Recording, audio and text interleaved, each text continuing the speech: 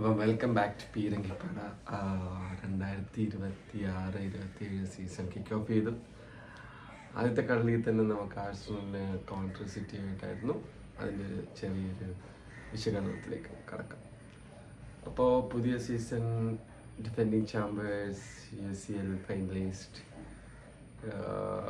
അങ്ങനെ ഒരു നല്ലൊരു രീതിയിലാണ് ആഴ്സണൽ ഈ കളി സ്റ്റാർട്ട് ചെയ്തത്. പുതിയ സൈനിങ്സ് ആയിട്ടുള്ള ഗെയിമേഴ്സ്, കോൺസ, ടോറീസ്, അങ്ങനെ ഒരുപാട് പ്ലേയേഴ്സ് നമുക്ക് പുതിയ സൈനിങ് ആയിട്ട് വന്നിട്ടുണ്ട്. സോ കളിയിലോട്ട് വരുമ്പോഴേക്കും ആഴ്സണൽ എമിറേറ്റ്സ് സ്റ്റേഡിയത്തിൽ വെച്ച് തന്നെയായിരുന്നു കളി. കോൺട്രി സിറ്റി നമുക്കറിയാം ചാമ്പ്യൻഷിപ്പിന് വേണ്ടി പ്രീമിയർ ലീഗിലോട്ട് ഇപ്പം 25 വർഷങ്ങൾക്ക് ശേഷം വന്ന് ആണ്. സോ കളിയിലോട്ട് പോകുമ്പോഴേക്കും ഒരു ഓവറോൾ പറയുമ്പോഴേക്കും ഡിഫെൻഡിങ് ചാമ്പ്യൻസ് ഏത് രീതിയിലാണോ കളിക്കേണ്ടത് ആ രീതിയിലായിരുന്നു ആഴ്സണൽ കളിച്ചത്. അത്രയും വളരെ മെച്ചോർഡ് ആയിട്ടുള്ള, വളരെ പ്രൊഫഷണൽ ആയിട്ടുള്ള ഒരു കളിയാണ് നമുക്ക് കാണാൻ കഴിയുന്നത്. 3-0 എന്ന സ്കോറിൽ ആഴ്സണൽ ജയിച്ച് കയറുകയാണുണ്ടായത്. അപ്പം ഇതിൻ്റെ അകത്ത് ഒരു ടോക്കിംഗ് പോയിന്റ് എന്ന് പറയുമ്പോഴേക്കും ആഴ്സണലിൻ്റെ അറ്റാക്കിംഗ് നിലയിൽ നമ്മൾ പണ്ട് കോർണറിനെ കൂടുതൽ ഡിപ്പെൻഡ് ചെയ്യുന്നുണ്ടെങ്കിൽ ഇപ്പം വളരെ സുലഭമായിട്ട് ഓപ്പൺ പ്ലേയിൽ നിന്ന് ആഴ്സണൽ ഗോള് കണ്ടെത്തുന്നതാണ് കണ്ടത്. അപ്പോൾ ആദ്യത്തെ ഗോള് വരുന്നത് തന്നെ വിത്തിൻ 1 മിനിറ്റിൻ്റെ അകത്താണ്. അത് വളരെ നല്ലൊരു അറ്റാക്കിങ് ഇതിൽ വരുമ്പോഴേക്കും വിത്തിൻ 1 മിനിറ്റിന് വന്നത് സിറ്റിക്കെതിരെയായിരുന്നു. ഇത് വന്നത് ഫസ്റ്റ് ഗോൾ വരുന്നത് കായ് ഹവാർട്സിൻ്റെ ഒരു 15ാമത്തെ മിനിറ്റിലായിരുന്നു. കായ് ഹവാർട്സ് ഒക്കെ എനിക്ക് തോന്നുന്നത് വളരെ നല്ലൊരു, എനിക്കൊന്ന് കഴിഞ്ഞ 7 കളികളിൽ നിന്നും 8 ഗോളുമായിട്ട് അദ്ദേഹം വളരെ നല്ലൊരു ഫോം കൂടിയാണ് കായ് ഹവാർട്സ് കടന്നു പോകുന്നത്. അതുകൊണ്ട് തന്നെ അദ്ദേഹമാണ് ഇപ്പോൾ ഫസ്റ്റ് ചോയ്സ് നമ്പർ 9 ആയിട്ട് ഇറങ്ങുന്നത് നമുക്ക് കാണാം. അപ്പം ആ 15ാമത്തെ മിനിറ്റിലെ ഗോൾ എങ്ങനെയാണ് വരുന്നതെന്ന് നോക്കുമ്പോഴേക്കും അതിൻ്റെ അകത്ത് കാലിഫരിയുടെ ഓവർലാപ്പ്, അത് വളരെ ഇമ്പോർട്ടൻ്റ് ആയിട്ടുള്ള, അദ്ദേഹം പരിക്കേക്കാതെ ഈ സീസൺ കണ്ടിന്യൂ ചെയ്യുകയാണെങ്കിൽ അത് വളരെ ഇമ്പോർട്ടൻ്റ് ആയിട്ടുള്ള ഒരു കാര്യം മാറുന്നതാണ്. കാരണം അദ്ദേഹത്തിൻ്റെ സ്പേസ് ഉണ്ട്, അദ്ദേഹത്തിൻ്റെ ഫിസിക്കാലിറ്റി ഉണ്ട്, അദ്ദേഹത്തിന് ഓവർലാപ്പ്, മണ്ടർലാപ്പ്, റൺസ് നടത്താൻ കഴിയും. അദ്ദേഹം ഒരു ഫിസിക്കൽ പ്ലെയറാണ്, ഹൈറ്റ് ഉണ്ട്. അപ്പം അതേ ഒരു ഓൾ ഓവർ ഒരു ആ ലെഫ്റ്റ് മിഡ് സ്പേസിലും ലെഫ്റ്റ് വിങ്ങിലും ഒക്കെ അദ്ദേഹം അറ്റാക്ക് ചെയ്യുന്നതാണ്. അപ്പം അങ്ങനെ ടൊളീസിന് വേണ്ടി ഒരു over the head ball Ben White right വിങ്ങിൽ നിന്നും സ്വിച്ച് ചെയ്യുന്നു. അത് ഡിഫൻഡറിൽ നിന്ന് തട്ടി ടൊളീസിൻ്റെ കാലിലെത്തുന്നു. ടൊളീസ് ഫസ്റ്റ് ടൈം അത് നമ്മുടെ കാലിഫരി കൊടുക്കുന്നു. കാലിഫരിയുടെ ഒരു ബോക്സിലോട്ടുള്ള ഒരു പാസ്, ആ പാസിൽ കായ് ഹവാർട്സ് വളരെ കൃത്യമാണ്. എനിക്ക് തോന്നുന്നു കായ് ഹവാർട്സിൻ്റെ ഭാഗത്തു നിന്ന് ഇത്രയും പോയിന്റഡ് ആയിട്ടുള്ള, ഇത്രയും കൃത്യമായിട്ടുള്ളൊരു ഫിനിഷിങ് നമ്മൾ കുറച്ച് നാളായി കണ്ടിട്ട്. അത്രയും വളരെ കൃത്യമായിട്ട് അദ്ദേഹം അത് ഗോൾ പോസ്റ്റിൻ്റെ ലെഫ്റ്റ് കോർണറിലോട്ട് ഷൂട്ട് ചെയ്യണം. അപ്പോൾ 15ാമത്തെ മിനിറ്റിൽ തന്നെ ആഴ്സണൽ മുന്നിട്ട് വരുന്നു. അപ്പോൾ ആഴ്സണലായിരുന്നു സിംഹഭാഗം പൊസിഷനും അറ്റാക്കിങ്ങും ചെയ്തുകൊണ്ടിരുന്നത് ആഴ്സണലായിരുന്നു. കളിയിലുടനീളം ഏകദേശം 19 ഷോട്ട്സ് എടുത്തു. അതിൻ്റെ അകത്ത് തന്നെ 6 ഷോട്ട് ഓൺ ടാർജറ്റ് ഉണ്ടായിരുന്നു. 63% പൊസിഷൻ ഉണ്ടായിരുന്നു. പാസസ് തന്നെയാണെങ്കിലും മറ്റവർ 343 പാസ് ചെയ്ത് ആഴ്സണൽ 500-ൽ അധികം പാസസ് 590ഓളം പാസസ് കംപ്ലീറ്റ് ചെയ്തു. 93% പാസ് ആക്യുറസി. അപ്പം അങ്ങനെ മൊത്തത്തിൽ സ്വന്തം ഗ്രൗണ്ടിൽ ആരാണ് PL ചാമ്പ്യൻ എന്നുള്ള രീതിയിലുള്ള ആ ഒരു ഡിസ്പ്ലേ ആയിരുന്നു ആഴ്സണൽ കാണിച്ചുകൊണ്ടിരുന്നത്. അങ്ങനെ ഒന്നാമത്തെ ഗോള് വന്നു. ഒന്നാമത്തെ ഗോൾ വന്നു ആഴ്സണൽ സെറ്റിൽഡ് ആയതിനു ശേഷം തന്നെ ഉടനെ തന്നെ മറ്റൊരു ഗോൾ, ബുക്കായോ സാക്കയുടെ ഒരു ഗോൾ വരികയാണ്. ബുക്കായോ സാക്കയുടെ ഗോൾ വരുന്നത് എങ്ങനെയാണെന്ന് വെച്ചാൽ ഒരു ലോങ് റേഞ്ച് ഷോട്ട് എടുക്കുന്നു. ഞാൻ മറന്നു, അത് ഗോൾ കീപ്പറിൻ്റെ കയ്യിൽ നിന്ന് സ്പിൽ ഓവർ ആകുന്നു.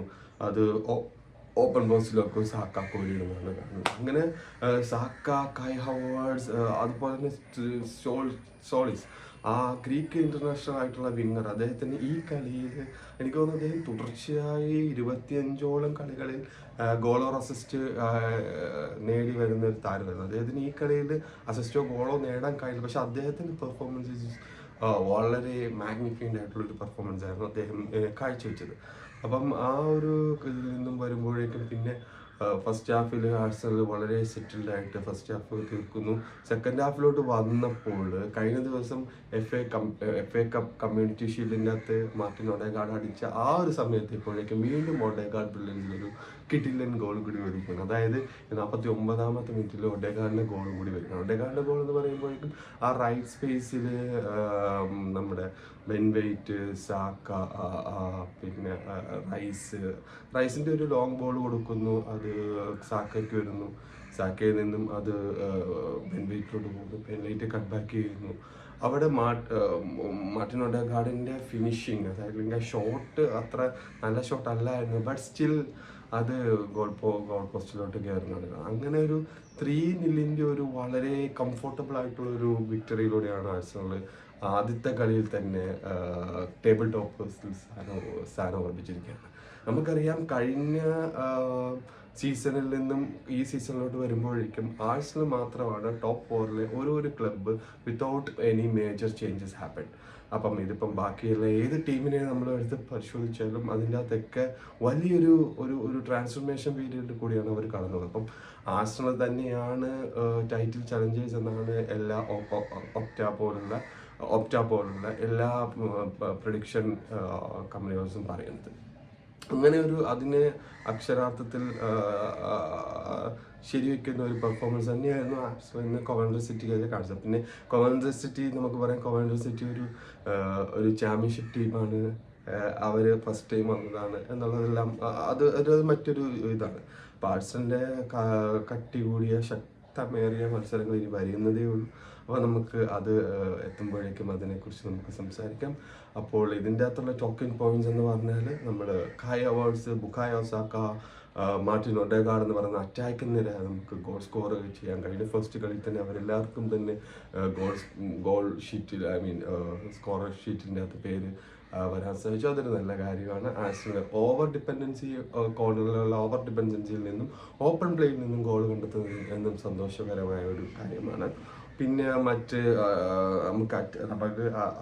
ലൈനപ്പ് നോക്കുമ്പോഴേക്കും ലെഫ്റ്റ് ബാക്കായിട്ട് കാലിഫോറി സ്റ്റാർട്ട് ചെയ്യുന്നു, ലെഫ്റ്റ് സെൻറ്റർ ബാക്കായിട്ട് ഗബ്രിയൽ സ്റ്റാർട്ട് ചെയ്യുന്നു, റൈറ്റ് സെൻറ്റർ ബാക്കായിട്ട് നമ്മുടെ മൊസ്കേറയാണ് സ്റ്റാർട്ട് ചെയ്തത്, റൈറ്റ് ബാക്കായിട്ട് ബെൻ വൈറ്റ് സ്റ്റാർട്ട് ചെയ്യുന്നു. മിഡ്ഫീൽഡിലോട്ട് നോക്കുമ്പോഴേക്കും MLS Myles Lewis Kelly start ചെയ്യുന്നു, ഒഡേഗാർഡ് സ്റ്റാർട്ട് ചെയ്യുന്നു, റൈസ് സ്റ്റാർട്ട് ചെയ്യുന്നു. മൈൽസ് ലൂയിസ് കെല്ലിനെ കുറിച്ച് നമുക്ക് ഒന്ന് ഡിസ്കസ് ചെയ്യേണ്ട കാര്യമുണ്ട്. കാരണം അദ്ദേഹത്തിനെ ചുറ്റിപ്പറ്റി യുണൈറ്റഡിലോട്ട് പോകും, ചെൽസിയിലോട്ട് പോകും എന്നുള്ള ക്വസ്റ്റ്യനും അങ്ങനത്തെ ഒരു ന്യൂസ് സ്പ്രെഡ് ചെയ്ത സമയം അദ്ദേഹം ആഴ്സണലിൽ തന്നെ നിൽക്കാൻ താല്പര്യം കാണിക്കുകയാണ്. അതിനുള്ള മറുപടിയായിട്ട് ആർട്ടേറ്റ അദ്ദേഹത്തിന് സ്റ്റാർട്ടിങ് കൊടുത്തിരിക്കുകയാണ്. ആഴ്സണലിൻ്റെ മിഡ്ഫീൽഡ് നമുക്കറിയാം ആരൊക്കെയുള്ള ഒരു വളരെ പ്രബലമായ ശക്തമേറിയ ഒരു മിഡ്ഫീൽഡാണ്. അവിടെ തന്നെ മൈൽസ് ലൂയിസ് കെല്ലിയുടെ ഓരോ പാസസുകളും അദ്ദേഹം വളരെ ക്രിയേറ്റീവായിട്ടുള്ള പാസസുകളും ലൈൻ ബ്രേക്കിംഗ് പാസസുകളും അദ്ദേഹം നൽകി ആർട്ടേറ്റയുടെ വിശ്വാസം എടുത്തിരിക്കുകയാണ്. അങ്ങനെ അവർ 3 പേരും മിഡ്ഫീൽഡ് സ്റ്റാർട്ടിക്ക്. അതിൽ റൈസിൻ്റെയൊക്കെ ചില പാസസുകൾ എടുത്ത് പറയണം. റൈസ് എത്രത്തോളം ഈ ടീമിന് വേണ്ടി അദ്ദേഹത്തിൻ്റെ എനർജി കൊടുക്കുന്നു എന്നുള്ളത് അത് നമുക്ക് മനസ്സിലാകുന്നതാണ്.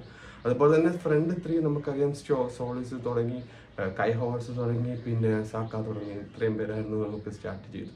അപ്പോൾ ഇതായിരിക്കും ഒരുപക്ഷെ സെൻട്രൽ ഡിഫൻസിൽ പുതിയ സൈനികമായ എസ്ട്രി കോൺസ വരും എന്നതൊഴിച്ചാൽ ഇത് തന്നെയായിരിക്കും.